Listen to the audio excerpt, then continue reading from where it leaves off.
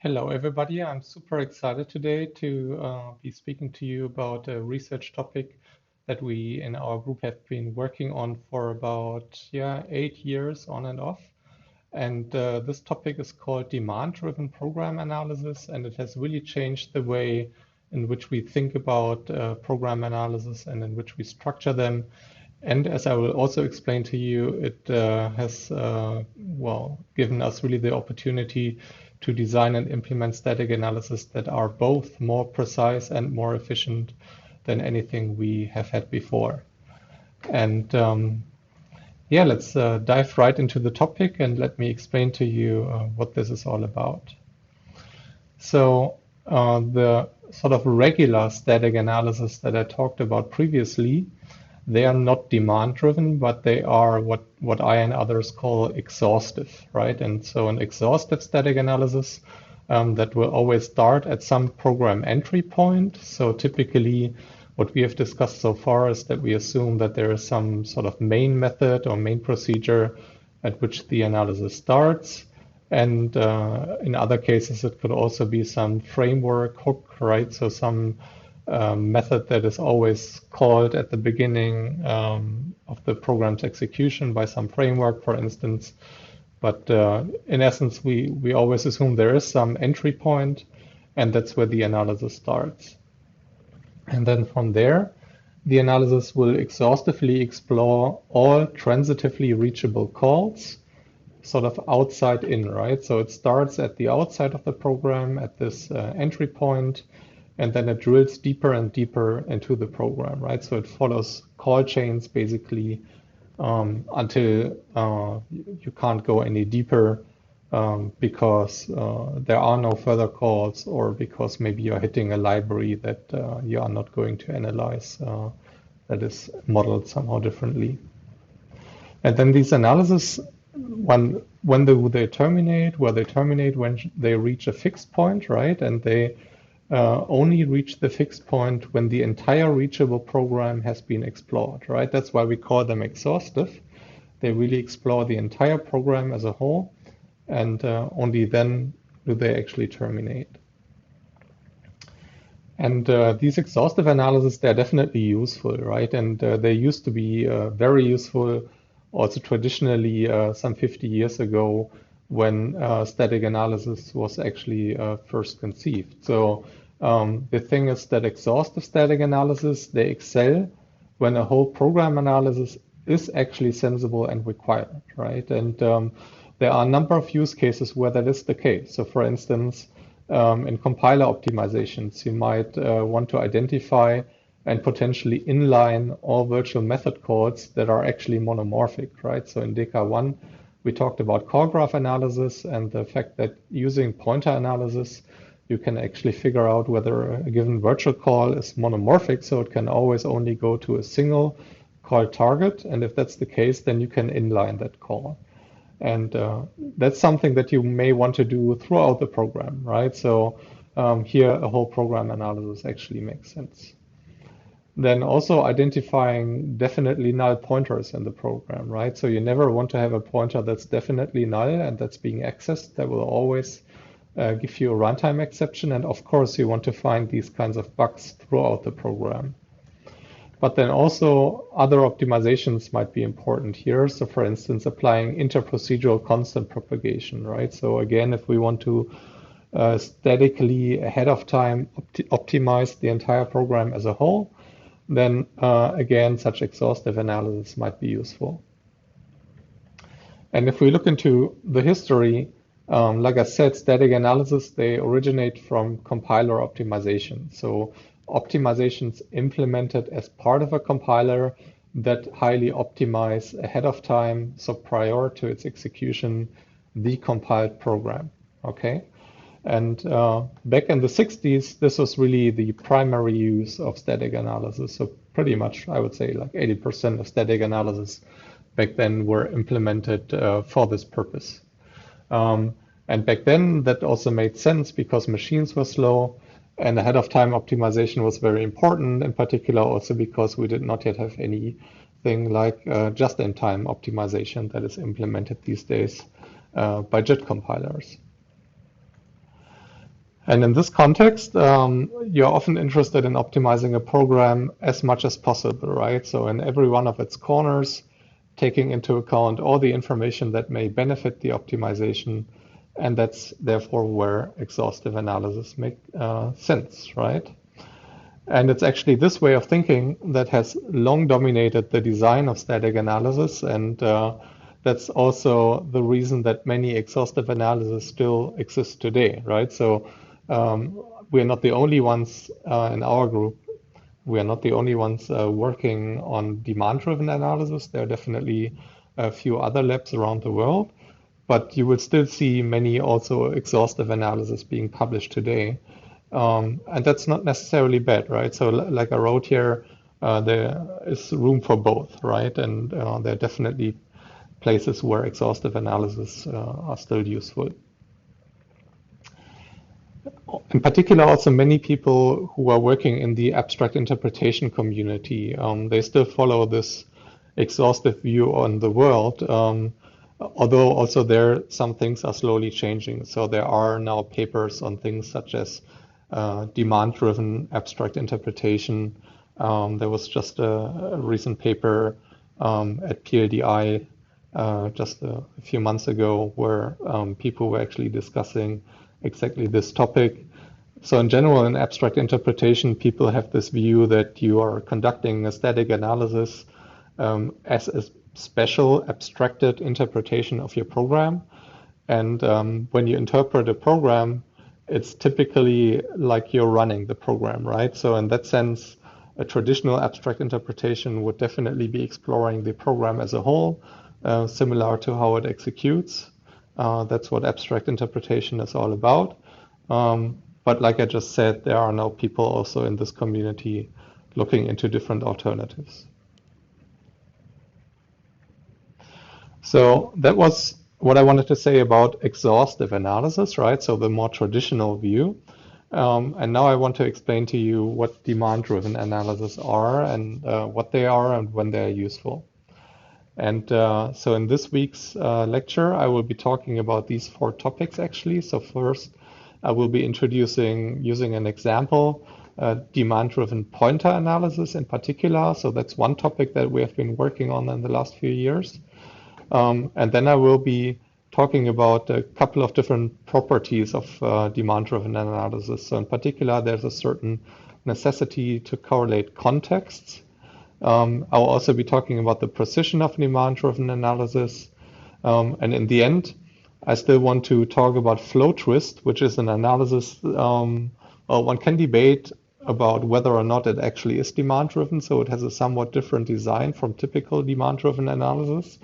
But it also shows where the typical demand-driven algorithms actually have some problems and how they can be addressed. So I want to show you these limits as well, and that's where flow twist actually comes into the game. But first, let us look into a definition of demand-driven analysis before we transition then into demand-driven pointer analysis. So here I am showing you somewhat semi-formal definition of the term demand-driven analysis. So that's also taken from a fairly recent paper by these people down here. And they write that demand-driven methods, they compute only the information that is required to meet a set of demands rather than all possible information, right? So we really only want to answer a certain demand, and typically that's expressed through a certain query. So we want to answer a query, and we compute what needs to be computed to answer that query, but nothing more, right? And so because that is the case, these algorithms have always been thought of as efficient algorithms, and in many cases they are. I will also be talking about this.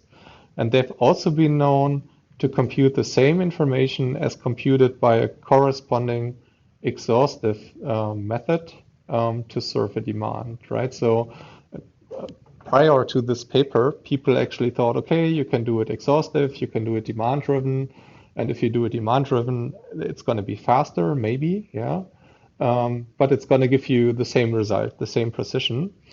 And what's actually shown in this paper, and I will also later on be talking about this, is that actually demand-driven methods, they are more efficient and more precise in certain cases than exhaustive methods. Okay, that's not always the case, but if you do it cleverly, you can actually also get precision gains. And interestingly, these precision gains, they give you additional efficiency gains. So this is actually mutually supportive. And that's really exciting. So you get something that is not just more efficient, but also more precise. And yeah, that's also why we have been pursuing this path for the last 8 years or so. Another property is that demand-driven methods, they are inherently bidirectional. So that means that demands are raised and propagated against the control flow, so backwards, and the requisite information to satisfy the demands flowing along the control flow, so in a forward analysis. And that's something that we will also be seeing pretty much throughout this lecture this week. So you are always talking about bidirectional analysis when you are talking about demand-driven analysis. And so to show you a general design of typical demand-driven analysis, I want to contrast that with what we discussed before about exhaustive analysis. So in a demand-driven analysis, the analysis is not initiated at some entry point, but rather at some arbitrary program statement. So that's some statement of interest at which you have a demand to compute something. And at this statement, you then raise a query, okay, to signal that demand. So you tell the analysis, please, I want to have an answer to that particular question. Compute me that answer. And then the demand is typically recursively resolved backwards, so against the control flow, to determine which analysis information must be computed to answer the query. So in the first step, we don't compute the answer yet, but we first sort of survey the code to determine what information we need to answer the query. And then in a second step, we answer the query itself, then typically by computing this information in a forward fashion. Okay, that's why we have this bidirectionality.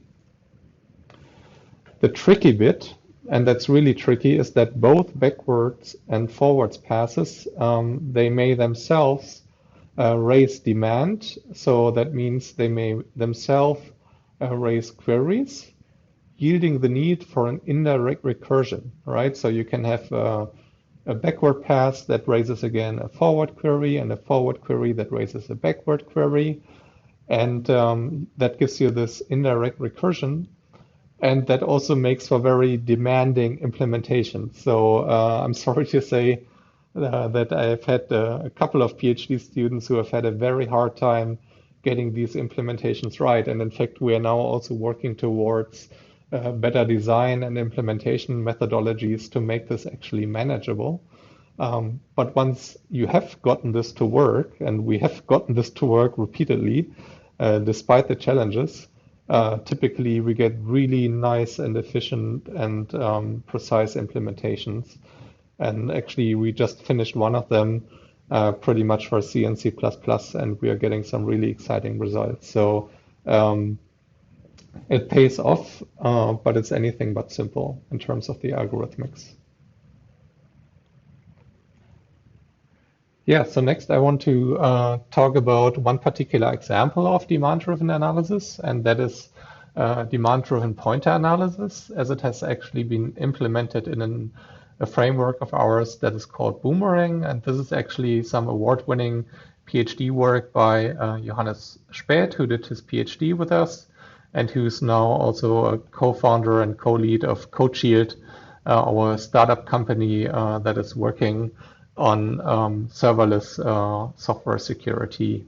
And they are actually using the same algorithms also internally in the static analysis product that they sell. So let me give you a brief example of how this demand-driven analysis works in Boomerang. And here in the first step, I want to actually talk about a client analysis. So here we are assuming that we have some client analysis that actually uses this pointer analysis. And here the client is a taint analysis. So we first have a regular forward path. So here we assume that the taint analysis has been implemented in a forward fashion. And we also assume that here we have the starting point of the analysis. So this is our source, sources of sensitive information. And this is being assigned to this field here, a.pin. And as you will see up here, A has actually been aliased with C and B. So in particular, that means that when we send this email here with C.pin, that will actually leak the secret data, right? And that's something that we want to figure out using the taint analysis. And so typically here, using the taint analysis itself, we will first propagate the taint from here to secret, and then here to this right-hand side, right? And then in the second step, we will be propagating it further to a.pin. And this is now a position where demand will be raised in such an analysis, because at this point in time, we see that we have a heap access, right? So we are accessing a field on the heap from this heap object. And now the taint analysis is wondering who else might alias with A, right? So which other variables may point to the same object as A. And so we basically raise this query, what are the main aliases of A at this statement, okay? And now the following happens. So like I explained to you, we will first do a backward analysis to uncover the entire demand, right? So what needs to be computed to answer this query? And in a pointer analysis, we do the following. So we do a backward pass that follows the assignment chains, in this case, not of secret, but of A, right? Because we want to know aliases of A.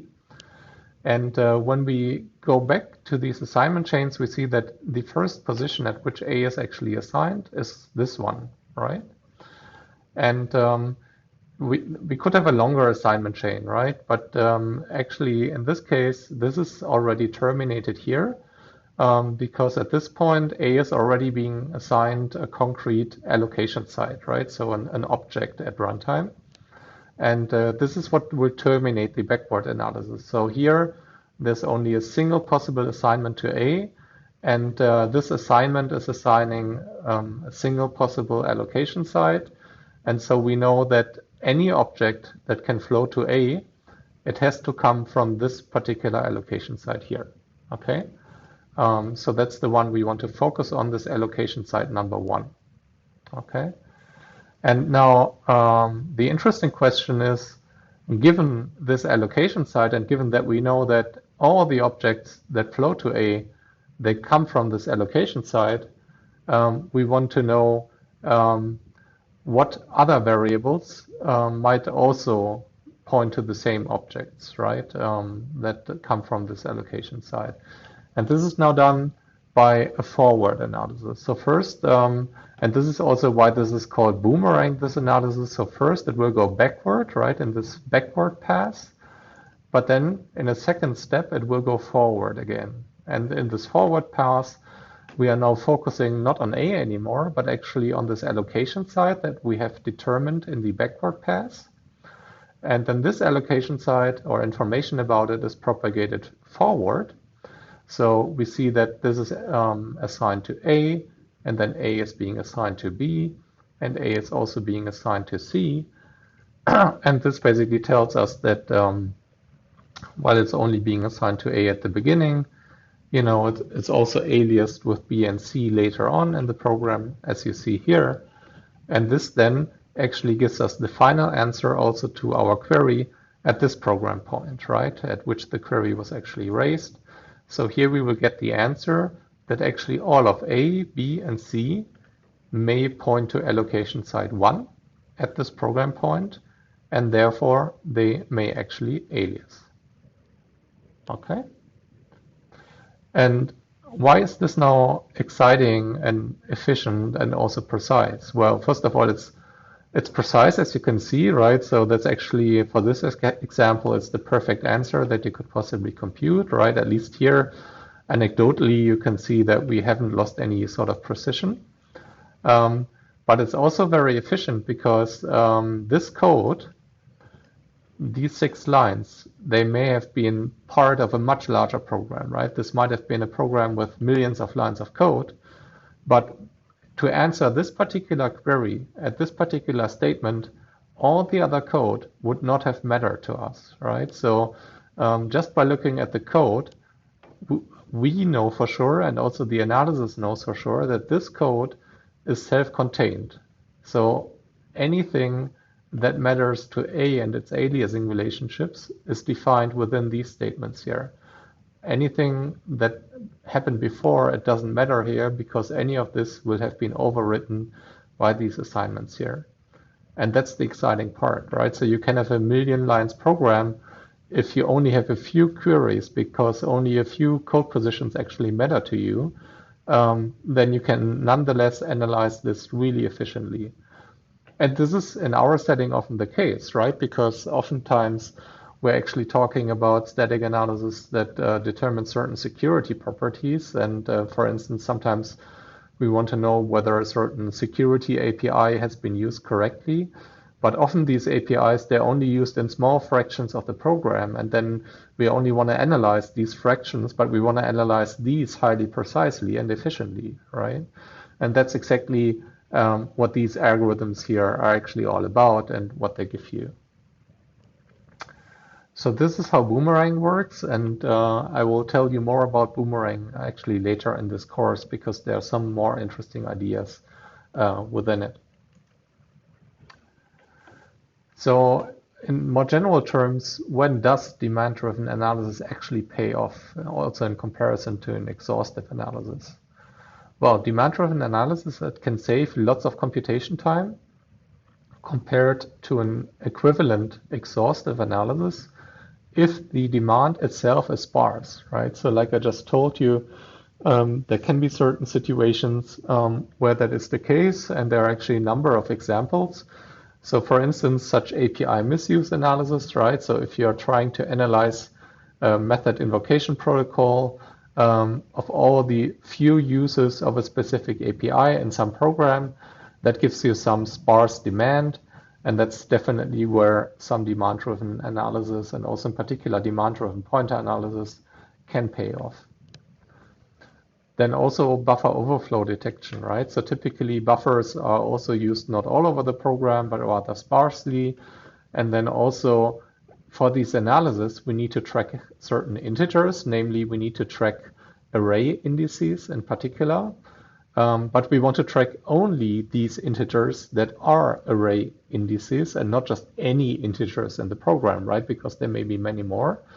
And also then demand-driven analysis may actually pay off, right? Because then you know upfront where the array accesses are and what their indices are, and you can focus on these alone and don't need to keep track of any of the other integer computations that might otherwise occur in the program.